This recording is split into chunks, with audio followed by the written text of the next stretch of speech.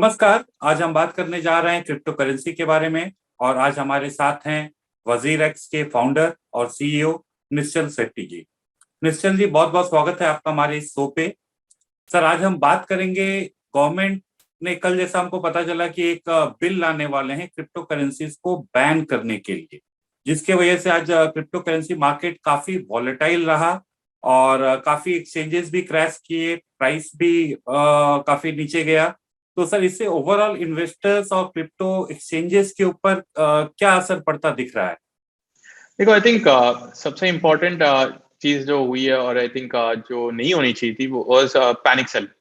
तो जैसे ही ये कल ये न्यूज आई तो उस टाइम से हमने देखा कि बहुत निवेशकों को मतलब डर लगने लगा कि शायद बैन हो जाएगा, फिर क्या करेंगे। तो उन्होंने सेलिंग स्टार्ट कर दी और फिर क्रिप्टो के जो प्राइसेस हैं वो करीबन 20-22% डाउन चले गए, जो इंटरनेशनल मार्केट के प्राइसेस से कंपेयर करोगे। तो हमारा यही कहना है सबको कि आप जब ऐसा कुछ आता है तो पैनिक मत कीजिएगा, थोड़ा रुक के समझ के क्या है। जैसे अभी ये जो बिल का है, छोटा सा डिस्क्रिप्शन है, पर बिल में एग्जैक्टली क्या है, क्या डायरेक्शन में जाएगा, ये हमें पता नहीं है। और लास्ट एक दो हफ्ते से हम एक दो महीने से एक्चुअली कई सारे डिस्कशंस भी चल रहे हैं इंडस्ट्री लेवल पे। और आई थिंक एक दो हफ्ते पहले पार्लियामेंट्री कमेटी का भी मीटिंग था, वहां पे भी हमने प्रेजेंटेशन दिए हुए। तो कंपैरेटिवली सरकार भी ये सब जानने की कोशिश करी है कि इसे सही तरीके से कैसे रेगुलेट करे। तो आई थिंक हमें रुकना चाहिए, वेट एंड वॉच करना चाहिए, नॉट के पैनिक हो। और बट आई थिंक अभी मार्केट थोड़ा संभल रहा है, तो that's a good thing. Sir, जैसा कि हमने देखा कि जब पैनिक सेलिंग होने लगा, काफी प्रेशर्स आ गया एक्सचेंजेस के ऊपर, कई एक्सचेंजेस क्रैश कर गए। तो क्या टेक्नोलॉजी ऐसा बोल सकते हैं कि we are not yet at par with the global markets? So देखो, आई थिंक क्या होता है, ये जो एक्सचेंजेस है, ऐसा एक्चुअली दुनिया में कोई भी एक्सचेंज देख लो, अगर हैवी लोड होता है तो उसमें कहीं ना कहीं प्रॉब्लम्स आते हैं। ये क्यों है? क्योंकि पहली बार हो रहा है कि ऐसे टेक्नोलॉजी में इतने सारे लोग आ रहे हैं और इतने जल्दी आ रहे हैं। तो हमारा भी वही हो रहा है और दूसरे एक्सचेंजेस का भी वही हो रहा है, और इसके साथ सीखते जा रहे हैं। अगर आप ग्रोथ देखोगे वजीरेक्स का ही, हमने करीबन 1000% के ऊपर ग्रोथ कर दिया है जस्ट 6 से 12 महीने में। तो इसमें क्या होता है, आपको टेक्नोलॉजी का एक स्पीड होता है और यूजर्स के आने का स्पीड होता है। तो यूजर्स के आने का स्पीड टेक्नोलॉजी के डेवलपमेंट स्पीड से कई ज्यादा है। और कल जैसे हुआ, पहली बार हमारा जो कॉन्करेंट यूजर, मतलब कितने लोग एक साथ है, लाखों लोग एक साथ आ गए। तो उससे जो है सर्वर्स रेडी नहीं रहते हैं और सर्वर्स ऐड करने में टाइम लगता है, तो वो डिले में ये सब इश्यूज आने लगते हैं। सर, वो डीलर तो ठीक है, लेकिन काफी इन्वेस्टर्स का ये भी कंप्लेन है कि जो प्राइसिंग है, प्राइस में लैग है। ग्लोबल मार्केट कंपेयर टू आपके एक्सचेंज पे जो प्राइसेस रिफ्लेक्ट करता है, उसमें काफी लैग है। एंड ऑर्डर्स एग्जीक्यूट करने में भी काफी एक एक घंटा लोगों को वेट करना पड़ा और एग्जीक्यूट नहीं हो रहा था। राइट, देखो प्राइस लैग जो है, दिस इज एक फंक्शन है लिक्विडिटी का। अब लिक्विडिटी कौन लाता है? यूजर्स ही लाते हैं। पर आप जब लाखों लोग एक साथ आते हैं तो लिक्विडिटी, उन दूसरे यूजर्स को लिक्विडिटी लाने में प्रॉब्लम होता है, और वो टाइम में जो है आपको प्राइसेस और ज्यादा फ्लक्चुएट दिखते हैं। तो ये एक प्राइसेस का यही है, जब पैनिक सेलिंग या ऐसा कोई इवेंट होता है तो इनफ लिक्विडिटी नहीं होगा तो प्राइसेस ज्यादा फ्लक्चुएट करेंगे। और जैसे जैसे लोग लिक्विडिटी ला देंगे और क्रिप्टो ला देंगे तो प्राइसेस थम जाते हैं। और जो ट्रेडिंग डिले है, ये तो वही जो हमने अभी बात की थी कि बहुत सारे लोग आ गए, तो जो ट्रेडिंग इंजन है उसमें बहुत सारा लोड आ गया, तो वो स्केल करने में टाइम लगता है। तो उस टाइम के बीच में फिर आई थिंक कुछ घंटों में सब थोड़ा ठीक कर दिया था और ठीक चलने लग गया था। अभी तो ठीक चल रहा है। बट हाँ, जब ये लोड होता है, कभी कभार होता ही है, हम सीखते हैं, हम 100 लोगों के लिए बनाते हैं, 1000 आ जाते हैं, 1000 के लिए बनाते हैं, 10,000 आ जाता है। तो यही चल रहा है। बट आई थिंक यही सीखने का टाइम है, हम भी सीख रहे हैं और बेटर करते जाएंगे। तो जैसा कि आपने बोला कि 100 के लिए बनाते हैं तो 1000 आते हैं, 1000 का आप फुलफिल करते हैं तो 10,000 आ जाते हैं। तो सर, एक अप्रोक्सीमेट बताएंगे what is the size of Indian crypto market? और इसमें जैसे कि 20 एक्सचेंजेस हैं एंड करीब 1.5 से 2 करोड़ लोग इन्वेस्टर हैं, लेकिन टोटल इन्वेस्टमेंट क्या होगा और कितना बड़ा साइज है, इसका पोटेंशियल कहाँ तक जा सकता है कंपेयर टू ग्लोबल मार्केट्स? देखो, आई थिंक 1.5 से 2 करोड़ लोग इंडिया में हैं, और ये कंजर्वेटिव नंबर है, बिकॉज अभी ऐसा पब्लिक डोमेन में कोई एक नंबर नहीं है जहाँ पे सबने मिलके शेयर कर दिया हो। तो कंजर्वेटिवली 1.5 से 2 करोड़ लोग हैं, और जो इन्वेस्टमेंट जो होल्डिंग्स है वो 4 से 5 बिलियन डॉलर, मतलब 30-35 हजार करोड़ के रेंज में इंडियंस का क्रिप्टो होल्डिंग है। अब कहाँ तक जा सकता है? अब अगर इंडिया का, अगर आप इंटरनेट देखोगे, 400-450 मिलियन लोग हैं, तो कंपेरेटिवली अभी सिर्फ 4%, 3-4% लोग सिर्फ क्रिप्टो में आए हैं इंडिया में। तो ये बहुत बड़ा मार्केट है, क्योंकि आपको क्रिप्टो में निवेश करने के लिए सिर्फ एक इंटरनेट और मोबाइल फोन चाहिए, आप इंस्टेंटली क्रिप्टो में आ सकते हो। मेरा मानना है नेक्स्ट 2 से 3 साल में 50 से 100 मिलियन लोग, इंडिया के लोग जो है इंडियन क्रिप्टो में आएंगे। तो सर, जैसा बोल आपने बताया कि ये जो गवर्नमेंट ये बिल लेके आ रही है, तो इसके पहले सारे स्टेक होल्डर्स को बुला के उनके साथ डिस्कस किया गया, समझा गया इंडस्ट्री का क्या इशू है। तो सर, आपने क्या रिप्रेजेंट किया एंड सरकार उससे कहाँ तक सहमत है? देखो, वैसे मैं डिटेल में नहीं जा सकता, लेकिन हमने जो रिप्रेजेंटेशन दिया है उसमें लाइक हम, और ये बहुत सारे चीज पब्लिक डोमेन में, जैसे हम क्या एक्सपेक्ट कर रहे हैं और हम क्या कर रहे हैं। जैसे आज के डेट में हम एक कोड ऑफ कॉन्डक्ट है जो सभी एक्सचेंजेस फॉलो करते हैं, जैसे केवाईसी हो गया, एएमएल पॉलिसीज हो गए, आपका ऑडिट्स हो गए, फंड सेफ्टी हो गया। तो ये सब हमने जो फ्रेमवर्क बनाया वो भी शेयर कर दिया था। फिर जो नंबर्स हैं, जो यूज केसेस है, डिफरेंट यूज केसेस जिसके वजह से क्रिप्टो चल रहे हैं, तो वो सब हमने डेटा सब शेयर किया था कि क्यों रेगुलेट करना चाहिए इंडिया में, ना कि बैन। और रेगुलेट करने से क्या क्या और फायदा होएगा इस मार्केट को भी और इंडिया को भी। सर, तो एक क्रिप्टो में ऑलरेडी एक डिबेट चल रहा है, रेगुलेशन वर्सेस बैन। बट जैसा कि गवर्नमेंट का बिल का whatever it's written in the bill, ऐसा ये आ रहा है कि it is going towards a ban. So if it is a ban, तो इसमें हाउ हाउ व्हाट इसमें कैसा इम्पैक्ट होगा on the crypto exchanges and this 40,000 crore investment that you talk? देखो, आई थिंक फर्स्ट तो मैं नहीं मानता कि कंप्लीट ब्लैंकेट बैन आएगा इंडिया में। आई थिंक हमको कंक्लूजन पे नहीं जाना चाहिए, लेकिन अगर हम उस डायरेक्शन में देखेंगे, तो पहला तो सबसे बड़ा प्रॉब्लम ये है कि जो 1.5 से 2 करोड़ लोगों के पास जो 30-40,000 करोड़ का जो एसेट है उसका क्या होगा। कुछ लोग बोलते हैं कि एक विंडो दिया जाएगा, बट विंडो कहाँ बेचेंगे? क्योंकि अगर क्रिप्टो कोई खरीदने के लिए नहीं होगा तो आप बेचोगे कहाँ पे? तो ये एक प्रैक्टिकल सोल्यूशन नहीं है कि आपको 3 मंथ्स में आप लिक्विडेट कर दो आपके एसेट्स, क्योंकि इंडियंस को ही बेचते हैं, तो कोई और इंडियन क्यों खरीदेगा वो विंडो में, अगर हम उस डायरेक्शन में सोच रहे हैं।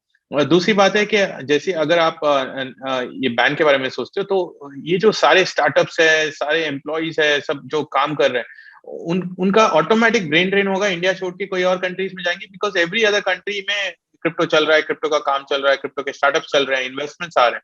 तो एक मैसिव ब्रेन ड्रेन होगा इंडिया से, जहां पे टैलेंट सब दूसरे देशों में चला जाएगा। आई थिंक तीसरा है कि ये जो ब्लॉकचेन सेक्टर है, ये one of the fastest growing employment sector. आप देखोगे तो नंबर ऑफ जॉब जो है ब्लॉकचेन में, ये बहुत फास्ट तेजी से ग्रो रहा है। तो इंडिया का वो जॉब सेक्टर ही बंद हो जाएगा, तो बहुत सारे जॉब क्रिएशन बंद हो जाएंगे। चौथा है कि ये $3 ट्रिलियन का मार्केट है। तो हम बोल रहे हैं कि इंडिया को पार्टिसिपेट करना चाहिए कि नहीं करना चाहिए। अगर बैन के बारे में बोल रहे हैं तो इंडिया $3 ट्रिलियन के मार्केट को छोड़ रहा है। आई डोंट थिंक ऐसा होगा। आई थिंक क्या होगा, जो कंटेंशन पॉइंट्स है राइट नाउ, वो है पेमेंट के रिलेटेड। सबको प्रॉब्लम यही है कि आईएनआर के साथ compete ना करे, और ये एज एन इंडस्ट्री हम भी चाहते हैं कि आईएनआर के साथ compete नहीं करे। बट जो दूसरे यूज केसेस, जैसे आप ब्लॉकचेन गेम्स होते हैं, कई सारे ब्लॉकचेन पे गेम्स बने, वहां पे आपको टोकन की जरूरत है। ब्लॉकचेन बेस्ड डिसेंट्रलाइज एप्लीकेशंस बन रहे हैं, वहां पे आपको टोकन की जरूरत, वो अलाउ कर किया जाए। लेकिन पेमेंट यूज केसेस आप उसको प्रोहिबिट भी कर सकते हो, उसको रिड्यूस भी कर सकते हो और बैन भी कर सकते हो। अगर आपको ऐसे कुछ पेमेंट्स में अगर इश्यूज है, तो पेमेंट सेक्टर में देखना चाहिए। अभी क्या प्रॉब्लम हो रहा है, बिकॉज एक प्रॉब्लम दिख रहा है तो हम पूरे सेक्टर को बैन करने के बारे में सोच रहे हैं। तो ये थिंकिंग हमें बदलना है, क्योंकि crypto is not equal to currency और crypto is not equal to payment. Crypto के अंदर करेंसी आता है, क्रिप्टो के अंदर यूटिलिटी आता है, क्रिप्टो के अंदर एसेट क्लास आता है। तो ये कैसे हुआ कि हमें अगर वेबसाइट में एक तरीके का वेबसाइट पसंद नहीं, तो हम बोल रहे हैं सब वेबसाइट को बैन करो। ऐसा नहीं होने वाला। तो मेरा भी मानना है कि इवन क्रिप्टो में ऐसा नहीं होगा कि जस्ट बिकॉज एक यूज केस सही नहीं है तो सब यूज केसेस को बैन करेंगे। तो ये टाइम लगेगा। आई थिंक डिस्कशन डेलिब्रेशन इसी के लिए, तो आई थिंक एटलीस्ट ये चालू तो हो गया है कि हम डिस्कस तो कर रहे हैं। I think that's a win for ये industry. Sir, if a leading country like China can ban crypto, then why not India? सो देखो, I think first is China is not a democracy. Second, China का जो internet भी है वो एक closed internet है, वो एक क्लोज इकोसिस्टम का कंट्री है। हम अपने आप को कंपेयर करना चाहिए यूएस यूके जो डेमोक्रेसी है, जो ओपन इंटरनेट में बिलीव करता है। अगर डेमोक्रेटिक नेशंस जो ओपन इंटरनेट में बिलीव करता है, उन्होंने उनमें से किसी ने भी बैन नहीं किया है। कोई भी मेजर इकोनॉमी जो आप देखो इंडिया के साथ compete कर रहे हैं, इंडिया वेयर हम चाहते हैं कि हम भी उनके साथ टक्कर ले, उन्होंने सबने ओपन रखा है फॉर अ रीजन कि वहां पे वो चाहते हैं कि वो उसमें लीडर बने। और ये होगा पब्लिक एंड प्राइवेट पार्टिसिपेशन से। जैसे इंटरनेट में हम लीडर बने हैं एज अ नेशन, क्यों बने थे? क्योंकि हम इंटरनेट ओपन था। अगर इंटरनेट क्लोज रहता इंडिया में तो हम compete नहीं कर पाते। तो इसी तरीके से मेरा मानना है कि हम क्रिप्टो को भी उसी तरह देखें, क्योंकि इंटरनेट को वेब 2.0 बोलते हैं और क्रिप्टो को वेब 3.0 बोल रहे हैं, और सभी दुनिया में सभी बोल रहे हैं कि ये वेब का नेक्स्ट वर्जन है। तो हम तो इसमें पार्टिसिपेट करना ही चाहिए, हम एक टेक कंट्री है। तो I think that's the most important outlook हमको होना चाहिए सबको। सर, तो जो इंडिया में डिबेट है या रेगुलेटर्स को जिस चीज का चिंता है कि how to classify this crypto, crypto as a currency और crypto as a asset class. Sir, globally if you can give some example, some countries ने इसको करेंसी का दर्जा दिया हुआ है और कुछ इसको as a asset class treat करते हैं। तो what is the right way to treat this currency as और एसेट क्लास? देखो ये दिस और दैट नहीं है, ये दिस एंड दैट है। सो कुछ क्रिप्टो होंगे जो करेंसी की तरह यूज हो रहे हैं, कुछ क्रिप्टो होंगे जो एसेट की तरह। तो बिटकॉइन आप ले लो, बिटकॉइन एसेट की तरह देखा जाता है, डिजिटल गोल्ड बोलते हैं, तो बिटकॉइन आएगा एसेट के अंदर। इथीरियम ले लो, इथीरियम एक यूटिलिटी है, वो आपको ईथर जो है उसका टोकन, वो इथीरियम ब्लॉकचेन पे एक यूटिलिटी टोकन है, तो वो यूटिलिटी की तरह। अभी स्टेबल कॉइन्स अगर आप सोचोगे तो शायद वो करेंसी की तरह हो सकता है। तो आपको एज अ नेशन हमें क्या करना है, हमें ये क्लासिफिकेशंस लिस्ट आउट करने, और अगर कोई क्रिप्टो कौन से क्लासिफिकेशन के अंदर बैठता है उसके हिसाब से हमारे लॉस होने चाहिए। तो ये बहुत इंपॉर्टेंट है। और ये यूके में जैसे कर रहे हैं, यूके में क्या बोल रहे हैं कि अगर वो क्रिप्टो करेंसी है तो वो यूके का सेंट्रल बैंक उसको रेगुलेट करेगा। अगर कमोडिटी है तो कमोडिटीज रेगुलेटर उसको रेगुलेट करेगा, और अगर सिक्योरिटी है तो सिक्योरिटीज रेगुलेटर उसको रेगुलेट करेगा। सो ये क्लासिफिकेशन हर क्रिप्टो के ऊपर है कि वो क्रिप्टो किसके लिए बना है, और उसके हिसाब से हमें उसको रेगुलेट करना चाहिए। तो सर, बेसिकली ये जो भी है एसेट क्लास है, करेंसी है और स्टॉक मार्केट में आता है, तो बेसिकली ये रेगुलेशन का काम, हमारे रेगुलेटर्स का काम काफी बढ़ा देता है। अब डेफिनेटली बढ़ाता है, क्योंकि ये एक नया टेक्नोलॉजी है जहाँ पे ये एक तरीके का नहीं है। जैसे आपने अगर वेबसाइट, अगर कभी आपने कोई एक ई कॉमर्स वेबसाइट बना दिया, इसका मतलब ये नहीं आप उसमें न्यूज नहीं दिखा सकते, तो न्यूज भी बन जाता है। तो वेरी सिमिलर है ये एनालॉजी जो है ना वेबसाइट के साथ, ये बहुत सही फिट होता है। तो कुछ क्रिप्टो बनते हैं एसेट के लिए, लेकिन आप करेंसी की तरह भी यूज कर पाते हो। कोई करेंसी बनता है तो आप यूटिलिटी भी यूज कर सकते हो। तो ये कॉम्प्लिकेटेड तो है, इसीलिए कहीं पे भी कोई भी कंट्री में अभी तक प्रॉपर रेगुलेशन नहीं आया है, सिर्फ डिस्कशंस चल रहे हैं। तो हमें भी थोड़ा सोच समझ के थोड़ा जाना पड़ेगा इस डायरेक्शन में, बट एटलीस्ट हमने तो स्टार्ट तो कर दिया ये डिस्कशन, तो वो अच्छी बात है।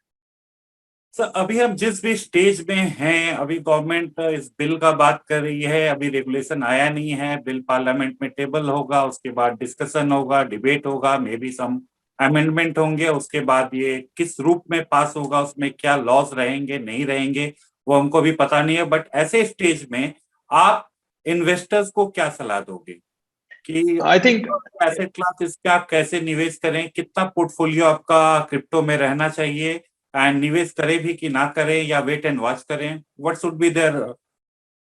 राइट, ये देखो ये आपके रिस्क एपेटाइट पे पहला सबसे इंपॉर्टेंट चीज जो समझना है कि ये अनरेगुलेटेड एसेट क्लास, तो अभी तक रेगुलेशन नहीं है, तो यहाँ पे रेगुलेशन रिस्क डेफिनेटली है। दूसरी बात है कि ये क्योंकि ये फास्ट ग्रोइंग है और नया है, तो इसमें ज्यादा हिस्ट्री नहीं है, 10 साल का ही हिस्ट्री है, तो आपको वो भी ध्यान देना पड़ेगा। अब कितना करना चाहिए, आई थिंक आपके रिस्क एपेटाइट के ऊपर आपके पोर्टफोलियो का X%, अभी यूजुअली क्या हो रहा है 5 से 10% बोल रहे हैं, क्योंकि इसको high risk high reward category में डाल रहे हैं। तो ये ऐसा नहीं है कि आपको रिस्क कम है, रिस्क भी हाई है इसमें। अगर रिवॉर्ड्स हाई है तो रिस्क भी हाई है। तो आप 5 to 10% यूजुअली हमने जो देखा है, दूसरे जो फंड मैनेजर्स है वो यूजुअली बोलते हैं कि 5 से 10% आप इसमें निवेश कर सकते हो। दूसरी बात है कि डे वन में निवेश मत करो, पहले समझो इस मार्केट में, थोड़ा रहो पढ़ो, और उसके बाद स्लोली ओवर टाइम आप इन्वेस्ट कीजिएगा। और आप छोटे अमाउंट से भी कर सकते हो, तो 500 1000 रुपए से भी कर लो। एक बार सीखना बहुत इंपॉर्टेंट है, जस्ट बिकॉज इसमें भी ट्रेडिंग हो रहा है, दूसरी जगह में भी ट्रेडिंग हो रहा है, सेम नहीं है, बहुत ज्यादा डिफरेंस है in the kind of products that are built here. यहाँ पे दूसरे टाइप के प्रोडक्ट्स बिल्ड होते हैं, तो स्लो एंड स्टडी करना बहुत इंपॉर्टेंट है नए निवेशकों को। But sir as in global markets, मतलब बड़े नाम हमने नहीं देखे हैं इंडिया में क्रिप्टो में इन्वेस्ट करते हुए। जैसे फॉरेन में if you see global example Elon Musk हो गए टेस्ला के, या काफी lot of big institutional investors have invested in India. We have not seen such big names coming in. I think India में अभी भी रेगुलेटरी वाइज बहुत ज्यादा क्लैरिटी नहीं है। यूएस में कंपैरेटिवली वहां पे कंपनीज को अलाउड है ये सब करने के लिए। इंडिया में अभी भी कंफ्यूजन है, ऐसा नहीं है कि नहीं अलाउड है, लेकिन कंफ्यूजन है। तो कंपनीज जो है वो कंजर्वेटिव अप्रोच ले रहे हैं कि जब तक थोड़ा क्लियर रेगुलेशन नहीं आता हम रुक जाते हैं। तो that is the biggest reason. नहीं तो ऐसे कोई पाबंदी नहीं है कि कोई कंपनी इन्वेस्ट नहीं कर सकता इंडिया से भी। बट हाँ, और एक बात है, हम इंडियन मार्केट जो है वो यूएस मार्केट से 2-3 साल पीछे ही है। जैसे रिटेल पार्टिसिपेशन जो है वो यूएस में 2017 में ही बढ़ गया था, 10-15-20 मिलियन ऑलरेडी पहुंच चुका था, इंडिया में अभी पहुंचा है। तो शायद नेक्स्ट 2-3 साल में हम भी देखेंगे कुछ बड़े कंपनीज इंडिया में से जो निवेश करें। मे बी इंडिया में बीच में जो आरबीआई के चक्कर में वो बैन हो गया तो उसके वजह से स्लो डाउन हो गया, it is catching up this year. Right.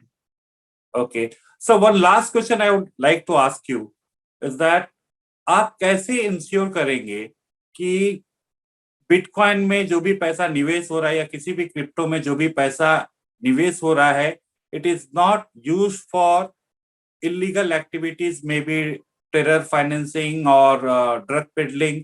उसको आप कैसे इंश्योर करोगे? ये एक बड़ा कंसर्न है इंडियन गवर्नमेंट के लिए और सबके लिए। राइट। अभी आप देखोगे आपको एक एंट्री और एग्जिट पॉइंट है क्रिप्टो टू आईएनआर में कन्वर्ट करने के लिए, विच इज एक्सचेंजेस। अगर आपको कभी भी बिटकॉइन चाहिए तो आपको खरीदना पड़ेगा एक्सचेंज में आके। अगर आपको बिटकॉइन मिल गया, आपको उसको एनकैश करना है तो आपको आना पड़ेगा एक्सचेंज पे। तो यहाँ पे रेगुलेशन इंपॉर्टेंट कि उस एक्सचेंज में अगर केवाईसी कंपलसरी कर रहा तो जब भी आपने किसी ने कोई बिटकॉइन खरीद लिया एक एक्सचेंज में, केवाईसी करना पड़ेगा। उसके बाद उसने वो बिटकॉइन चाहे जिधर भी भेजे दुनिया में, ठीक है, और अगर उसमें से कुछ बैड एक्टिविटीज कर दिया तो आज के डेट में फॉरेंसिक टूल्स अवेलेबल है ऑनलाइन, जहां पे आप डाल सकते हो वो जो बैड एक्टिविटी के। एक समझो आपको एक एड्रेस मिल गया कि वहां पे बिटकॉइन गए, वो गलत एड्रेस, खराब है, वहां से कुछ रॉन्ग एक्टिविटीज हुए। वो एड्रेस जब डालोगे तो ये जो टूल्स होते हैं ये आपको ट्रेस बैक करके बताएगा कि ये ओरिजिन एड्रेस कहाँ था। तो ओरिजिन एड्रेस होगा एक एक्सचेंज का, और उस एक्सचेंज में लॉ एनफोर्समेंट जाके पूछ सकते हैं कि ये एड्रेस जो है ये किसको बिलोंग करता है। तो क्योंकि इस एक्सचेंज ने केवाईसी किया होगा तो वो जो भी बंदा था वो पकड़ा जाएगा। तो ये बहुत इंपॉर्टेंट है कि केवाईसी एंट्री और एग्जिट पॉइंट में केवाईसी अगर आप मैंडेटरी कर दो तो अगर किसी ने कुछ भी बैड एक्टिविटी किया ब्लॉकचेन की दुनिया में, उसको ट्रेस बैक कर सकते हो आप इस एक्सचेंज तक। जी, लेकिन एक बार सर डार्क वेब के अंदर चला गया तो उसके बाद तो ट्रेस करना बहुत ही मुश्किल होता है। कि मतलब मुश्किल है, नामुमकिन नहीं है। थियोरेटिकली आप जो कह रहे हैं सही है, बट इसको प्रैक्टिकली इम्प्लीमेंट करना would be like much tougher, easier said than done. या लेकिन इम्पॉसिबल नहीं है। जैसे अभी रिसेंटली यूएस में एक बहुत पुराना केस था जो डार्क वेब में हुआ था, और वहां पे भी लोगों को पकड़ा गया था। क्योंकि क्या होता है, आप कहीं पे भी कुछ भी करो, आपको अल्टीमेटली उसको एनकैश तो कराना ही पड़ेगा उस प्रोसीड्स को यूज करने के लिए, और जो एनकैश का पॉइंट होता है वहां पे पकड़े जाते हैं लोग। तो ये बहुत इंपॉर्टेंट हो जाता है कि आपको एंट्री और एग्जिट पॉइंट को पहले रेगुलेट करो, तो उससे आपको मैक्सिमम प्रॉब्लम जो है वो सॉल्व हो जाएगी। Okay Nishchal ji, thank you so much हमसे बात करने के लिए, हमको वक्त देने के लिए। जैसे बिटकॉइन या क्रिप्टो का ये रेगुलेशंस धीरे धीरे हमारे देश में डेवलप होता है, wish you all the best. तो उस हिसाब से हम आपके पास आते रहेंगे, इस करेंसी को और ज्यादा क्लोजली मॉनिटर करते रहेंगे और आपसे इसके बारे में जानकारी लेते रहेंगे। Thank you for joining us today sir. Thank you Piyush ji.